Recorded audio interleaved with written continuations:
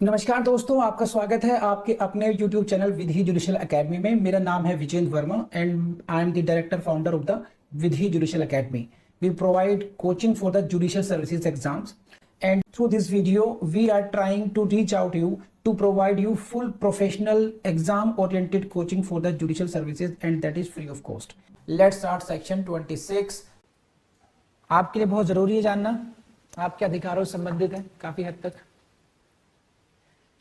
Agreement कुछ लोगों के साथ हो सकता है, एग्रीमेंट करके आए हो घर से, पिताजी ने कहा हो कि जब तक जज नहीं बनोगे तब तक शादी नहीं करूंगा, तुम किसी शादी नहीं करोगे, ऐसा कुछ ना हुआ हो तो आप अपने लिए ढूंढ सकते हैं क्या रास्ता है क्या कुछ यहां से। 26 heading is important. Agreement in restraint of marriage void. Every agreement in restraint of the marriage of any person other than a minor. Please, if you are minor, this section 26 is not applicable upon you. Okay, otherwise every agreement in restraint of marriage of any person other than is void. Simple सी बात है कि अगर कोई व्यक्ति marriage में आपकी बात कोई भी प्रॉमिस ऐसा है जो रेस्ट्रेंट करता है आपको, और इससे फर्क नहीं पड़ता, प्लीज देखिए इसको, लेकिन है क्या ये, हम इसको वॉइड क्यों करते हैं।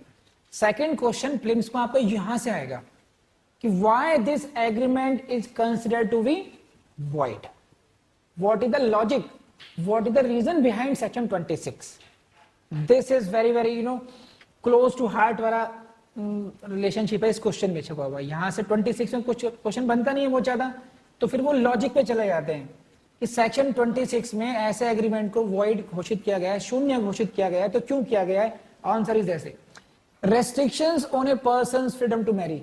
अगर किसी के विवाह उसकी चॉइस पर अगर आप प्रतिबंध लगाते हैं, that is considered to be against public policy, and if something is against public policy it is void.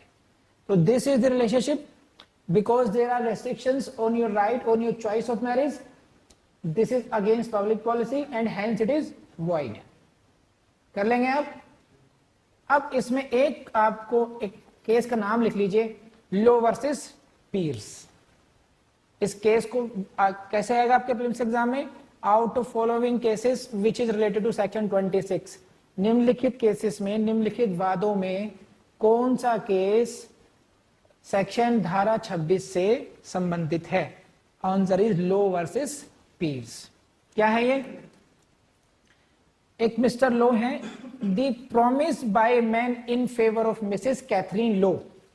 Mrs Catherine Lowe है, इनसे एक व्यक्ति ने प्रॉमिस किया कि he would not marry any person other than Mrs लो।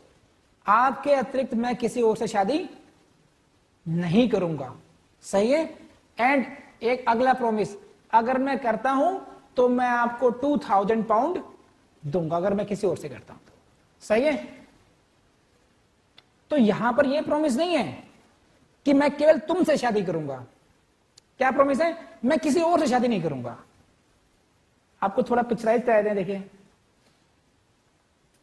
यह है mister pirs, ठीक, और यह है मैडम कैथरीन लो, इनके बीच का प्रॉमिस है ये।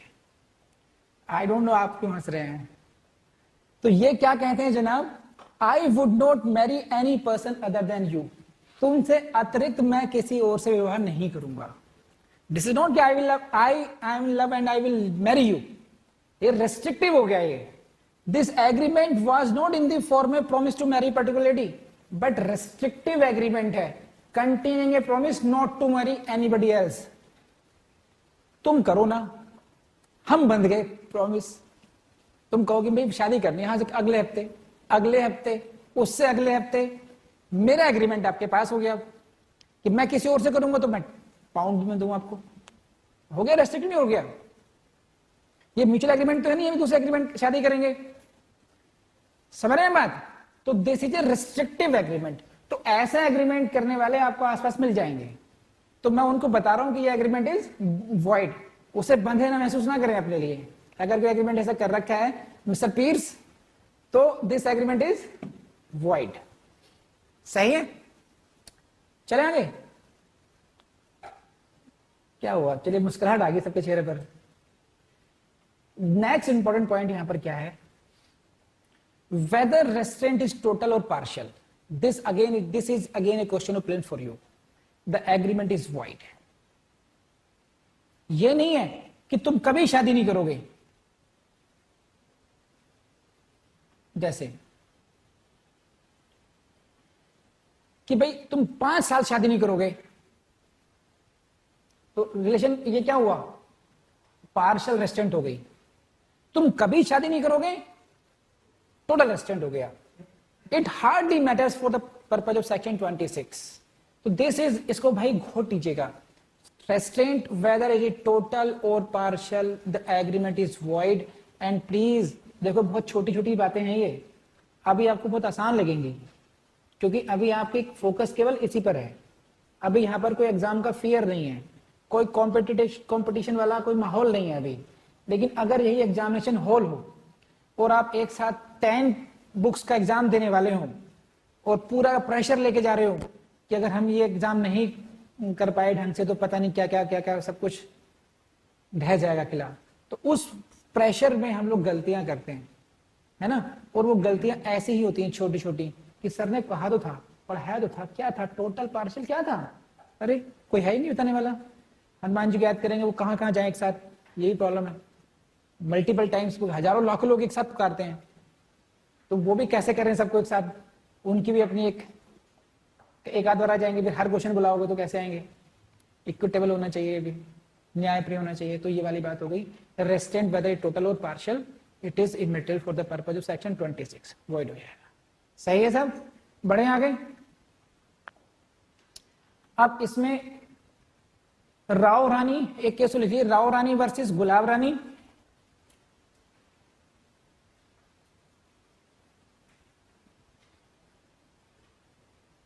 इंपॉर्टेंट केस है ये। क्या है कि को विडोज हैं, एक ही व्यक्ति की 2 पत्नियां थी, जो मृत्यु के बाद 2 को विडो हो गई, ठीक है। उनमें एग्रीमेंट हुआ, any one of them would lose her right to the deceased husband's estate on remarriage. कि अगर तुम में हम में से कोई भी एक भी शादी करेगी, रीमैरिज करेगी, पुनर्विवाह करेगी, तो वह अपने जो डिसीज मृतक पति की संपत्ति से हाथ धो बैठेगी। तो this is not the restrict, this is not a restaurant, this is choice now. कि अगर आपको संपत्ति चाहिए, लॉजिक है कि भाई फिर आप रीमैरिज करते, you are being settled now. तो this is in this case, Rao Rani case में कहा था कि ये this agreement can not be considered to be restrictive agreement and this is a contract which can be enforced. Case का नाम राव रानी आ गया। ये आपसे पूछा जा सकता है क्वेश्चन कोई।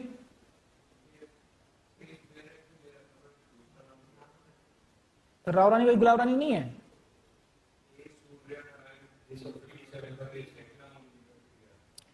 से तो हो सकता है कि सिमिलर फैक्ट्स पे दूसरा भी हो, but this is also good. ये है उन्हीं फैक्ट्स पर लगभग एक जैसे फैक्ट्स पर दूसरा केस हो सकता है, may be there, but Rao Rani is there.